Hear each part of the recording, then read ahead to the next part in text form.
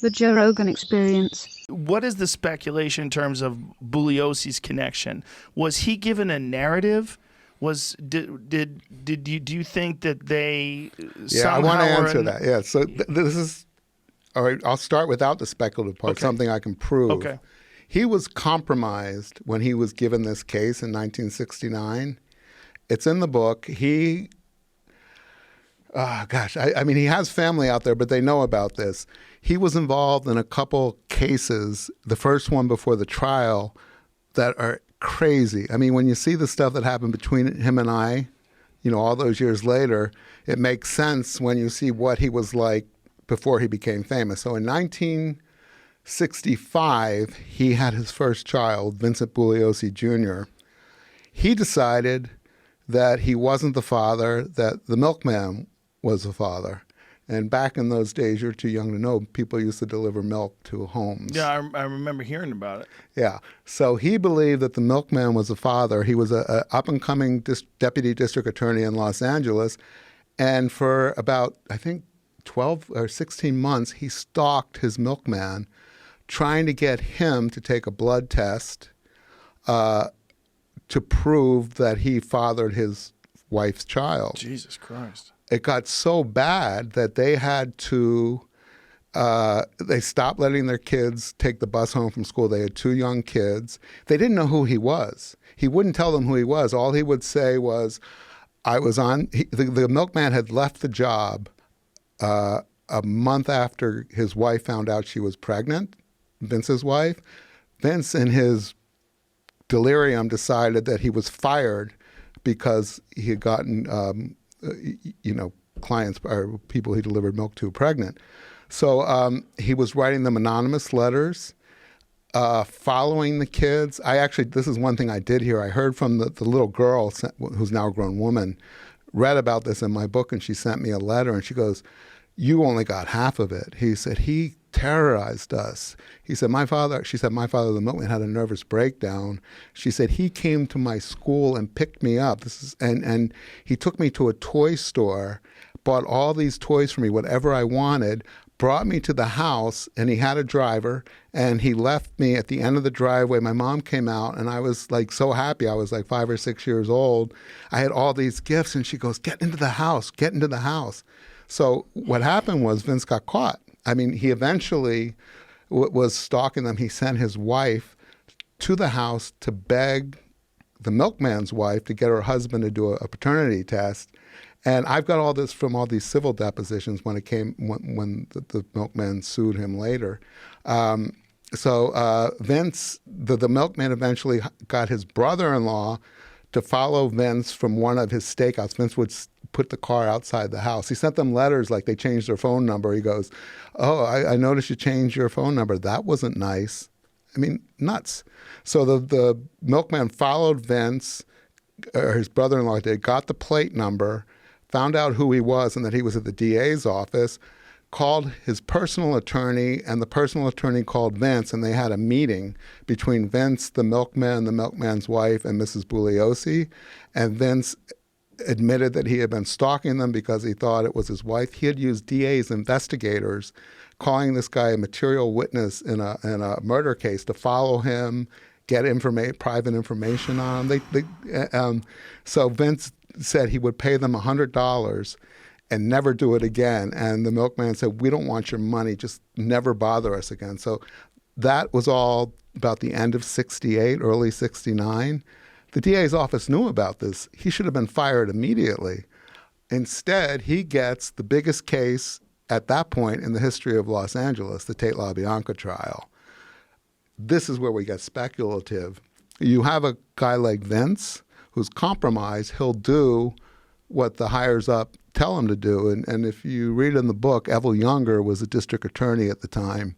He was a shady guy who'd been in the OSS, which was the predecessor to the CIA, trained in espionage. I won't say too much, it's in the book. That's where we get speculative. If Vince was answering for something, the explanation is because he didn't go into this case clean. He had to do what he was told. That makes all the sense in the world. Yeah, after the Tate LaBianca convictions, In 74, Helter Skelter came out, the book.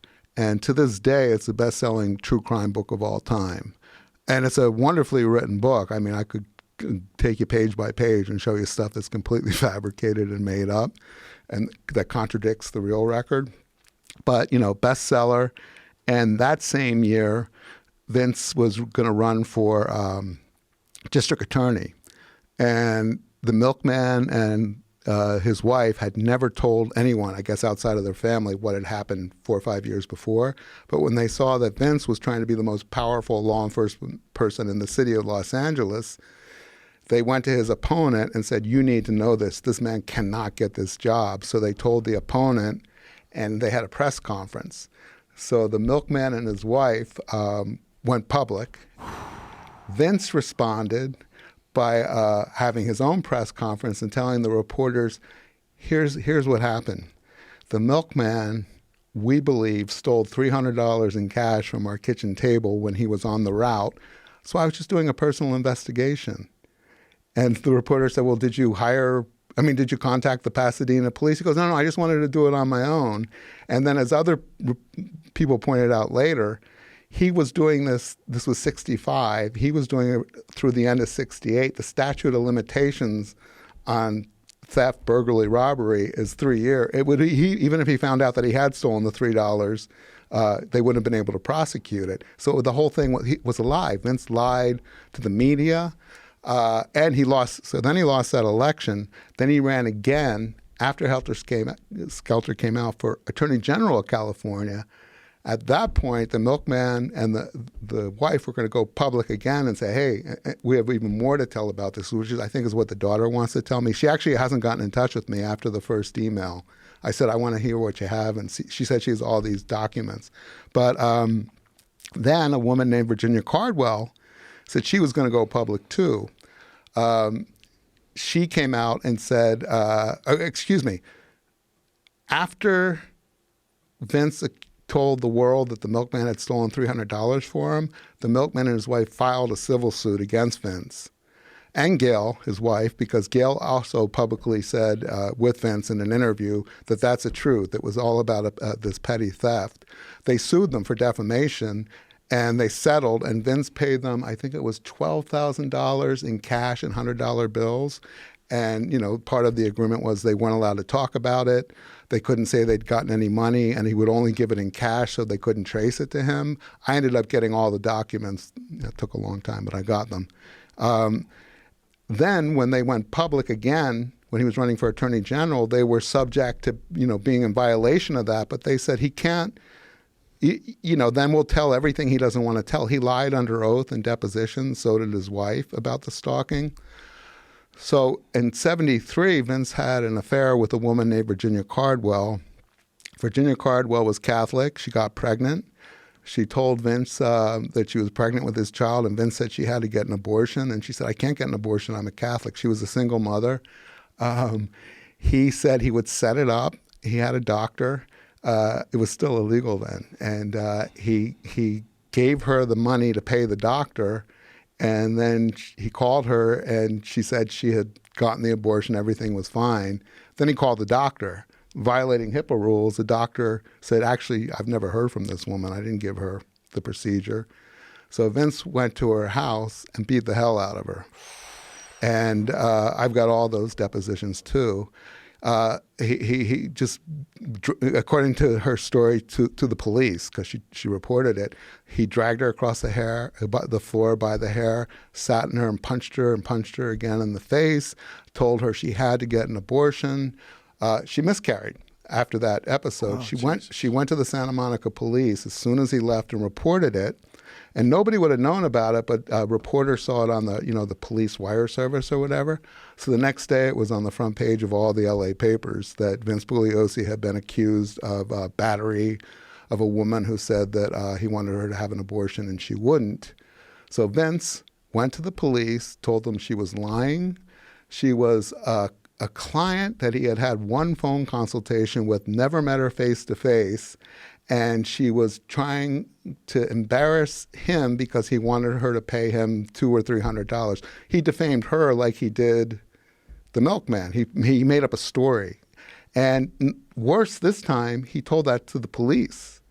This was in their investigation of the battery. He lied to the police that it had not happened. But here's what happened. The next day, after the newspapers reported it and Vince said it was a lie, and he told the police that, Vince went back to her apartment with his secretary and a typewriter, and he held her hostage. I know this sounds crazy. It's in the book at the end. Held her hostage for, I think, 3 or 4 hours, begging her and then bullying her, and he might have hit her then too, I can't remember, to go to the police and say that she had made the whole story up. His secretary was there because once he got her to agree to do it, she wrote up backdated the bill for the money and had Virginia sign it. Oh, my God. So Virginia finally agreed to go to the police. He said, look, you're going to be charged with filing a false report, which is a felony. Well, it's a misdemeanor, but it could go to a felony. But I can take care of all that. I've got the connections to the DA's office in Santa Monica, which he did, and he did take care of it. So she called up the Santa Monica Police Department to say she was coming in to report that she had made the story up because she was angry about this money. And the cop said right away he knew that something was wrong in the tremor of her voice. And he said, we'll come get you. And Vince was on the other line, and she's going, no, no, no. He's saying, no, they can't come here. So she said, no, I'm coming. And they said, okay, we'll see you when you get here. And then they dispatched 2 cops to her apartment. Now, this had never been public before I found it. It did become public about what happened. Vince got away with denying it. The cop that went to see what was going on and to get her, a guy named Michael Landis, he was retired in Santa Monica. I got his name from the reports. He said, oh, yeah, Vince was at the house. He wouldn't let us in. He said he and his partner, Robert Steinberg, were there, and she's cowering behind them crying. And we got her out of the house, brought her to the station, and she told the story that it was fake. And he said, but we saw him there. And she goes, you have no idea how dangerous he is. I made it up. Please, it was a false report. So she got charged. The next day's papers reported that this woman had come out and admitted that the whole thing was made up. Nobody said anything, because the cops didn't talk to the reporters, about Vince being at the house. Oh, my God. And Vince, he prevailed. He won. Then when he ran for Attorney General of California in 1976, Virginia Cardwell went public. And then Vince told the same lie about her. He had never seen her face to face. She was trying to get $200 or $300 from him for a phone or not pay the money for a phone consultation. He lost the Attorney General's race when she went public, and again with the milkman and mistress. Then she sued Vince, same thing. He lied in the depositions, and then when he got caught with the other people who could show that they had been together and there was a history of they had had an affair for like 6 months, he resolved it and paid her substantial amount of money to go away. So this was the kind of person who, when I told Vince I was writing about this in my book, he's like, well, number one, I can't talk about either of those cases because they were resolved and there's non-disclosures. And I go, but Vince, that's not true because, number one, Virginia's dead. She had died. So she can't sue you. And she went public, and so did the Wiesels, the milkman and the mistress. And I wouldn't, I'm not interested in your sordid, personal life, but it's relevant because I'm arguing that you committed crimes in the prosecution of the Manson family, suborn perjury, hid evidence, manipulated the defense by planning an attorney. So if I'm going to, try to make this case and everyone's not going to believe it because you're Vince Bugliosi, this prominent prosecutor author, well, I have to show that there's a pattern in this behavior, not only that you're lying under oath in the depositions in these 2 cases before you settle, but you also lied to the police in the Cardwell case, and you lied to the papers in both. If I have that in my book, then people will be more prone to believe that you do the same thing in the Tate LaBianca trial, that you would break rules to win your convictions. Did he have a ghostwriter for Helter Skelter? No, he had a collaborator, Kurt Gentry. Yeah. Okay, so that makes sense. So yeah, and I sounds called him. like an insane person. Yeah. Insane person would probably not be able to make such a coherent book. I know. He had every book he wrote. He had collaborators. The milkman's wife, in her deposition, said that when Gail, Vince's wife, came to her house and knocked on her door and said, "Please do this. My husband's making me crazy. We know that the milkman isn't the father of my boy, but just do it to make him stop." And the milkman's wife said, we don't want to have anything to do with you people. Just leave us alone and go away. And she goes, "You don't understand. My husband is mentally ill." He goes, "He'll never stop this. There's nothing I can do to get him to stop." At the end of our 6 hours, I don't remember if I put it in the book. I might not have. He said to me, "Gail thinks I have some psychiatric issues, and she's been trying to get me to go to a doctor forever. So, I'm not saying that this is the reason some of this stuff might have happened, but I do, I don't even know why he would tell me that." Holy shit. But yeah, so I think that he was able to be manipulated because of these vulnerabilities. Because he was so compromised. Yeah. Yeah. It completely makes sense. Yeah. Completely makes sense. Holy shit. He had a family, a whole other secret family, a daughter and a mistress for the next 30 years. I interviewed the mistress.